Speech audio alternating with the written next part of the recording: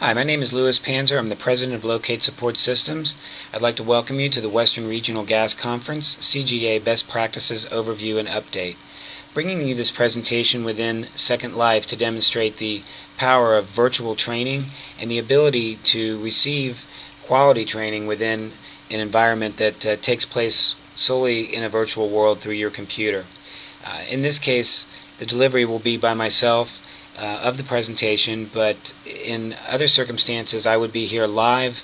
We'd be able to, you would be able to stop me, ask questions as we go through.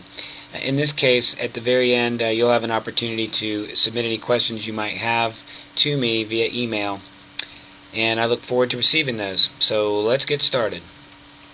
I'd like to provide an overview of what we'll be covering. First thing we'll cover is a background of the CGA and my personal background.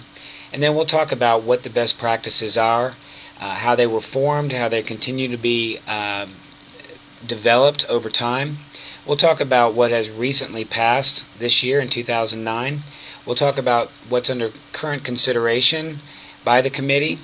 And we'll get into some of the things going forward that you can do and that the committee will be doing in order to advance best practices within the industry. And then any questions you might have, you'll have the opportunity at that time to find out how you can submit those to me. So very quickly about my background, I've been involved in the damage prevention community for the last 12 years, working mostly within one-call software and development of processes to improve efficiencies for utility companies. My time with the CGA has allowed me to be a co-chair of the Best Practices Committee for 2 years, which gives me a unique perspective and an opportunity to discuss and share the intimate workings of the way this whole thing is put together. And as an active committee member, I can give you the updates as I see them. So what are the best practices? Well, they were developed based on a study that was done in 1999 by the DOT. They sponsored what was called the Common Ground Study. And the purpose of this study was to identify and validate existing best practices.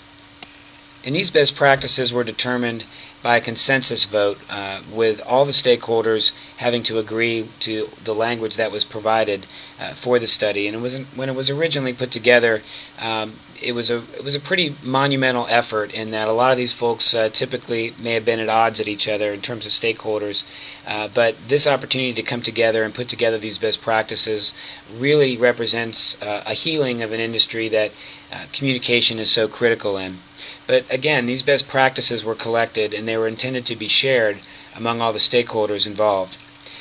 These best practices contain validated experiences that can be further examined and evaluated for consideration into state and private stakeholder groups, and the committee itself is committed to going forward with any new considerations and continual evaluations of the practices as they are now. We are currently in version 6.0 of the best practices, and this marks a 10-year anniversary for the book as well. So it's kind of interesting as you learn how we put these things together. You'll see all of the work that goes into it by the stakeholders to continually dialogue to find language that's acceptable to all members of the community. So as I indicated, best practices is a work in progress. Neither the DOT nor the CGA ever intended that this was going to be a static model. The idea is that it would evolve over time as more was learned and more information was pulled in from the industry. Also, as technology advanced, we've seen tremendous growth in the technology that's applied to this industry, and so we needed the best practices to be able to evolve accordingly. We saw this as a starting point when the first best practices came out in 2.0. But at this point we're at 6.0, and it's still going strong with a lot of the same members that were involved in the original study still contributing to the Best Practices Committee. So the best practices are divided up into categories with 8 sections, the first being planning and design, the second being one call center, the third locating and marking, the fourth excavation, the fifth mapping, the 6th compliance, the 7th public education, and the 8th, reporting and evaluation. So we'll take this opportunity to go through how a best practice is developed in sort of a flowchart manner. The first thing that happens is someone brings an idea up to the committee, and this could come from the board of directors, it could come from committee members or other committees, or even the industry at large. We have a form available at the Common Ground Alliance which can be filled out by anyone for submission. That form is then turned into the best practices, and the committee meets 3 times a year live. During those meetings, potential new transaction records, as they're called, are brought forth, and at that time, as a group, it's determined whether or not it is a valid consideration to bring into the best practices. If as a whole everyone agrees that it does deserve recognition as at least under consideration as a transaction record, a task team is formed, and that particular item is given what's called a TR number, or transaction record number. That number begins with the year in which this was brought forth and the order in which it arrived on the scene. So if it was the third suggestion of the year, 2009, it would be 2009-03. The task teams that are formed are very important because they're comprised of groups of stakeholders, or members from the stakeholder community rather, that have an interest or knowledge surrounding this particular subject, whatever it might be.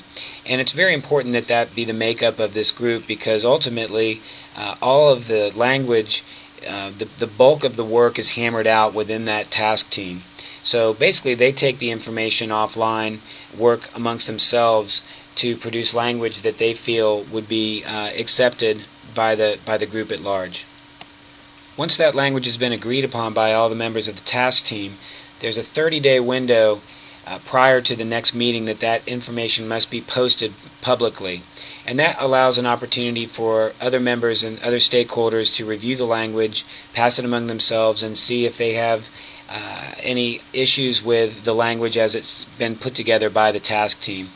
30 days is sort of a tight window, but we're able to see that quite a bit of information can come back from the stakeholders when the team leaders who are in that task team diligently push it out and bring back that information to the committee. When the committee reconvenes and the language has been posted for 30 days, it gets brought up on the agenda under discussion, and basically we look to see if we can get 100% consensus by the primaries of each stakeholder group. And this is very important. The voting members of any particular TR are the primaries for each stakeholder group, and there must be 100% consensus among those folks. So that means any single group can basically take a TR off the table, or primarily send it back to the task team for further review. And typically that's what we see. If a group has a problem or an issue with a particular piece of language, it does usually get sent back to the committee to be hammered out further, and then brought back up under another 30-day review for the next meeting. So in a perfect world, the TR gets voted in by everybody right at the first time it's posted up, because everyone's done their due diligence, and the language is approved, and it's sent from the Best Practices Committee over to an editorial subgroup, which takes that language and just makes sure that it adheres to the formats and such that are in the Best Practices book. Once that's done, it's passed over to the Board of Directors for a final seal of approval by the CGA board. If they have a problem or an issue or something comes up within that conversation, they may send it back to the committee. They may just send back additional questions about it, or they may send it back to the task team for a complete overhaul. In most cases, this doesn't happen due to the amount of time that's spent within the task teams and all of the diligence that's spent before it even makes it to the editorial team. So it's usually pretty rare that the board would pass on one of these. So pass them back rather to the CGA committee.